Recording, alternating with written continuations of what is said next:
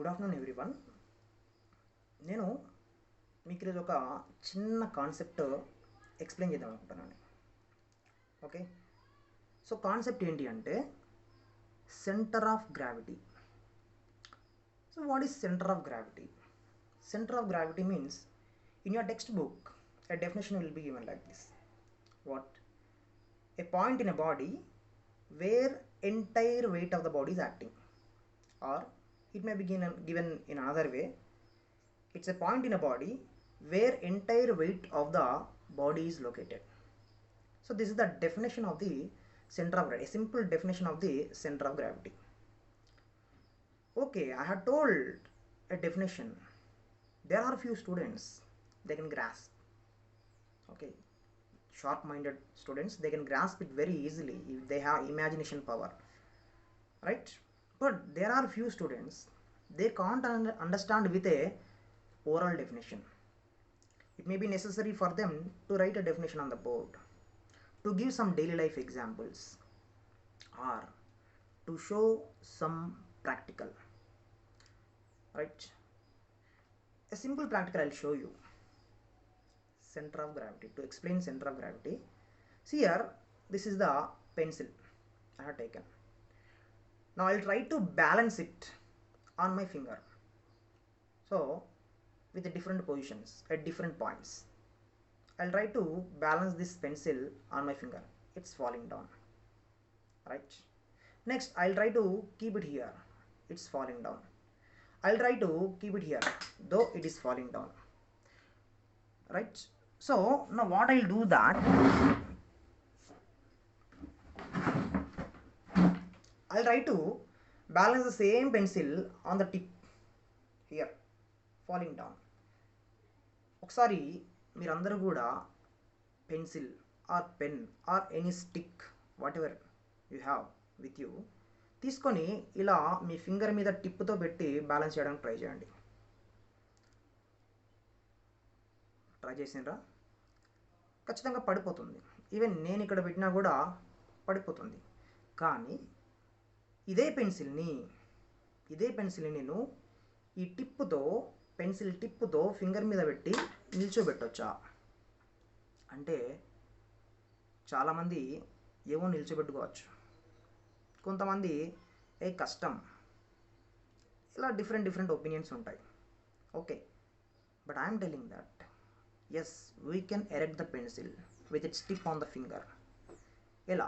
దానికోసం ఒక చిన్న ప్రాక్టికల్ చూపిస్తాను మీకు.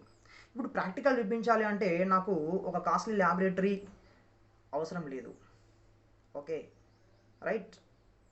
పర్ఫెక్ట్ రూమ్ అవసరం లేదు. నేను థింగ్స్ కొనాల్సిన అవసరం కూడా లేదు. ఎలా అంటే చూడండి, అంటే కాస్ట్లీ ఐటమ్స్ కొనాల్సిన అవసరం లేదు. కొనాల్సిన అవసరం పడవచ్చు, బట్ కాస్ట్లీ అయితే కాదు. సో మెటీరియల్స్ నేనేం తీసుకుంటున్నా అంటే పెన్సిల్, సింప్లీ పెన్సిల్, ఇది బైండింగ్ వైర్, రైట్? సో ఇప్పుడు నేను ఏం చేసిన అంటే ఈ బైండింగ్ వైర్ని సెమీ సర్కిల్, హాఫ్ సర్కిల్లో బెండ్ చేసి దీన్ని ఇక్కడ వైండ్ చేసిన, ఇక్కడ నేను వైండ్ చేసిన. సో ఇప్పుడు ఇది అరేంజ్మెంట్. అయితే వైండ్ చేసేటప్పుడు ఒక చిన్న జాగ్రత్త, కేర్ ఏం తీసుకోవాలి అంటే ఈ పెన్సిల్కి స్ట్రైట్గా ఈ బెంట్ పార్ట్ అనేది ఉండాలి. బెండ్ అయ్యే పార్ట్ అనేది పెన్సిల్కి స్ట్రైట్గా, ఎగ్జాక్ట్లీ స్ట్రైట్గా ఉండాల్సిన అవసరం లేదు. కాకపోతే బెండ్ అయిన తర్వాత ఈ బాటమ్ పార్ట్ ఎలా ఉండాలంటే దీనికి కొంచెం స్ట్రైట్గా ఉండాలి. ఈ టిప్కి ఈ ఎండ్ అనేది స్ట్రైట్గా ఉండాలి. ప్రజెంట్ ఇది ఇప్పుడు స్ట్రైట్గా లేదు. ఓకే, అయినా సరే ఈ అటాచ్మెంట్ తోటి నేను ఇప్పుడు ఈ పెన్సిల్ని నా ఫింగర్ మీద పెట్టడానికి ట్రై చేస్తా. చూడండి, పడిపోతుంది. ఓకే, ఇప్పుడు నాకు అయితే ఇప్పుడు నేనేం చేయాలంటే ఈ టిప్ని నేను దీనికి స్ట్రైట్గా తీసుకొస్తా అండ్ ఇంకొంచెం వెయిట్ యాడ్ చేస్తా ఇక్కడ. దానికోసం నేనేం చేసిన అంటే ఇది ప్లాస్టర్, ఎలక్ట్రిక్ టేప్ ఎందుకు తెలుసు. సో దీన్ని నేనేం చేస్తా అంటే చూడండి, ఇలా పెట్టిన తర్వాత, ఓకే, ఇట్లా పెట్టిన తర్వాత మీకు వీడియోలో ఫుల్ కవర్ కావాలంటే మొత్తం చూపిస్తా. చూడండి, ఇట్లా పెట్టిన తర్వాత ఇప్పుడు నేను ఫింగర్ మీద పెట్టేస్తా. చూసారా? సో ఈ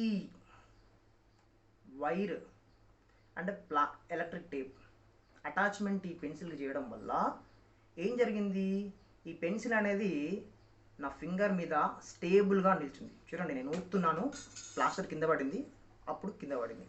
ఓకే, సో మళ్ళీ చూపిస్తా చూడండి. ఇది అటాచ్ చేస్తున్నాను. సో అటాచ్ చేసిన తర్వాత నేను పెడుతున్నాను. సో ఇప్పుడు నేనేం చేస్తాను అంటే దీన్ని టచ్ చేసినా కూడా కింద పడదు.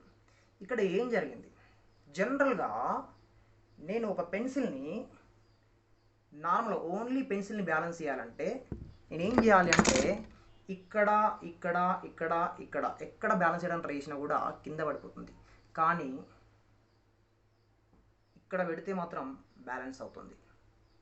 ఇక్కడ తప్ప ఇంకెక్కడ కూడా ఏ పొజిషన్లో కూడా బ్యాలెన్స్ కాదు ఈ పెన్సిల్. అంటే దీని అర్థం ఏంటి అంటే ఈ బాడీ, ఈ పెన్సిల్ యొక్క సెంటర్ ఆఫ్ గ్రావిటీ ఇక్కడ ఉంది. దీని మొత్తం వెయిట్ కూడా ఈ పాయింట్ దగ్గర యాక్ట్ చేస్తుంది. సో ఇక్కడ మిడ్ పాయింట్ దగ్గర సెంటర్ ఆఫ్ గ్రావిటీ ఉంది. ఇప్పుడు నేనేం చేసిన ఈ అరేంజ్మెంట్ తోటి సో ఇక్కడ ఉన్న సెంటర్ ఆఫ్ గ్రావిటీని ఓకే ఈ పెన్సిల్ కిందికి షిఫ్ట్ చేసిన. అది ఎయిర్లో ఉండొచ్చు, ఈ తీగలో ఎక్కడో చోటు ఉండొచ్చు, లేకపోతే ఈ ప్లాస్టర్ ఇది ఉంది కదా దాంట్లో కూడా ఎక్కడో చోటు ఉండొచ్చు. ఇప్పుడు ఏం జరిగింది అంటే సో సెంటర్ ఆఫ్ గ్రావిటీని షిఫ్ట్ చేయడం వల్ల ఈ పాయింట్ దగ్గర ఏం జరుగుతుంది, ఈ బాడీ అనేది స్టేబుల్గా నిలబడుతుంది. సెంటర్ ఆఫ్ గ్రావిటీ ఇక్కడ కూడా ఉండొచ్చు, ఈ టిప్ దగ్గర కూడా ఉండొచ్చు. ఇంతకుముందు మనం సెంటర్ ఆఫ్ గ్రావిటీ దగ్గర పెడితే బ్యాలెన్స్ అయింది, మరి ఈ టిప్ మీద బ్యాలెన్స్ అవుతుంది అంటే ఇప్పుడు ఇక్కడ ఉన్న సెంటర్ ఆఫ్ గ్రావిటీ ఇక్కడికి షిఫ్ట్ అయింది అని అర్థం. ఓకే, సో సెంటర్ ఆఫ్ గ్రావిటీని షిఫ్ట్ చేయడం వల్ల స్టేబుల్గా లేని బాడీని కూడా స్టేబుల్గా నిల్చోబెట్టచ్చు షార్ప్ టిప్ పైన. ఓకే, దీన్ని తీసుకెళ్ళి నేను ఒక మొల మీద పెట్టినా కూడా ఇట్లనే నిల్చుంటుంది. గాలి వచ్చినా కూడా అటు ఇటు ఊగుతుంది. ఈ టేప్ కింద పడిపోయినంత వరకు గాలి వచ్చినా ఎవరన్నా వచ్చి డిస్టర్బ్ చేసినా కూడా అట్లనే ఉంటుంది, పడిపోదు. సో నేనేమంటున్నానంటే రొటీన్ రట్ట కొట్టుడు పద్ధతిలో పోవద్దు, మూస పద్ధతిలో పోవద్దు. అది టీచర్స్ మెయిన్గా టీచర్స్ ఏం చేయాలంటే పిల్లలకి ఎడ్యుకేషన్ ఇంపార్ట్ చేయడం కోసం టీఎల్ఎం వాడాలి.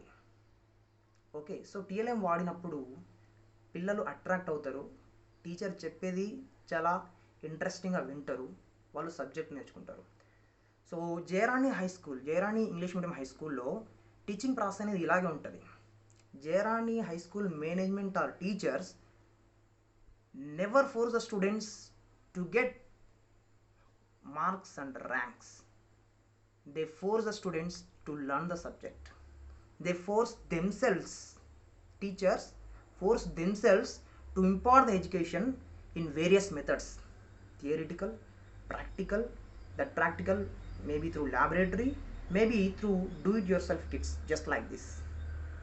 Okay, so I'm happy to share that I'm working in Jayarani English Medium High School as a physics teacher. Thank you.